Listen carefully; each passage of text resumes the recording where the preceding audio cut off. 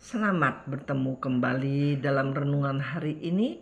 Semoga tubuh dan jiwa saudara Bapak, Ibu dalam keadaan baik-baik saja. Mari kita mulai renungan hari ini dengan pembacaan dari 2 Samuel 4 ayat 4. Yonatan anak Saul mempunyai seorang anak laki-laki yang cacat kakinya. Ia berumur 5 tahun. B. Lalu ketika datang kabar tentang Saul dan Yonatan dari Yisrael, inang pengasuhnya mengangkat dia pada waktu itu lalu lari.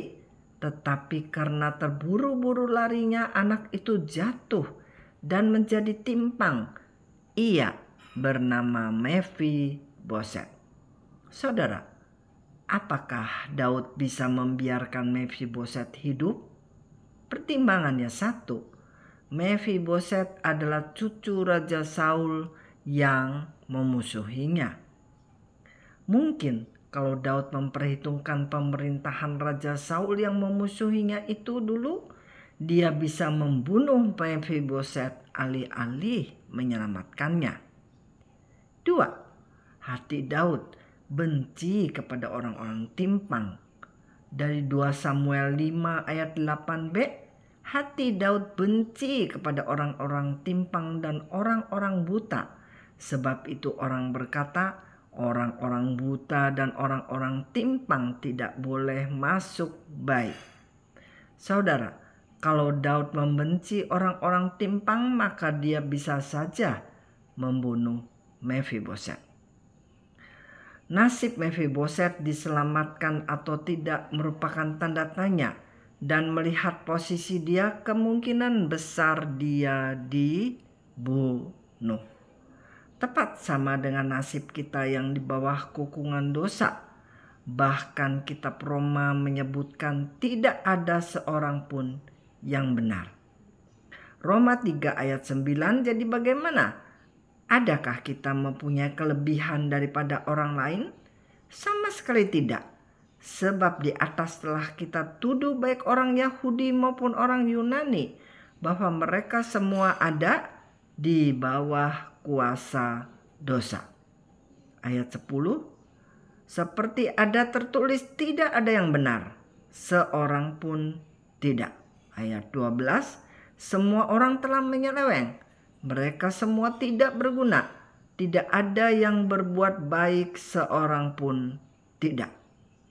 Saudara, nasib kita sebenarnya seperti Mephiboset yang layak untuk mati karena ada kekurangan, yaitu timpang dan layak untuk mati. Sekarang mari kita melihat apa yang dikatakan tentang Mephiboset. Daud berkata, 2 Samuel 9 ayat 7, kemudian berkatalah Daud kepadanya, janganlah takut, sebab aku pasti akan menunjukkan kasihku kepadamu oleh karena Yonatan ayahmu. Aku akan mengembalikan kepadamu segala ladang Saul nenekmu, dan engkau akan tetap makan sehidangan dengan aku. Saudara, Yonatan atau ayahnya Mephiboset sangat mengasihi Daud dan mereka mengangkat saudara. Oleh karena itu, bukan karena Mephiboset yang menjadi keturunan orang yang memusuhinya dan dia timpang dan tidak disukainya, tetapi karena terikat kepada janji, yaitu janji Daud kepada Yonatan. Persis sama dengan kita, bukan karena perbuatan dan karakter kita diselamatkan, tetapi karena janji dari Tuhan Yesus dengan Bapa di sorga untuk menyelamatkan kita yang dikasihinya. Dalam Yohanes 3 ayat 16 dikatakan, karena begitu besar kasih Allah akan dunia ini, sehingga ia telah mengaruniakan anaknya yang tunggal, supaya setiap orang yang percaya kepadanya tidak binasa, melainkan beroleh hidup yang kekal. Efesus 2 ayat 8 mengatakan, sebab karena kasih karunia kamu diselamatkan oleh iman. Itu bukan hasil usahamu, tetapi pemberian Allah.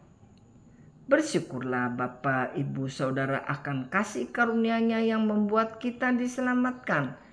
Kita diangkat menjadi anak, menjadi ciptaan baru, makan sehidangan di meja raja-raja. Semua itu bukan karena perbuatan kita, tetapi murni karena kasih karunia dari Tuhan. Sekian renungan hari ini, dan kasih karunia dari Allah Bapa dan Anak dalam persekutuan dengan Roh Kudus beserta Bapak, Ibu, Saudara semua.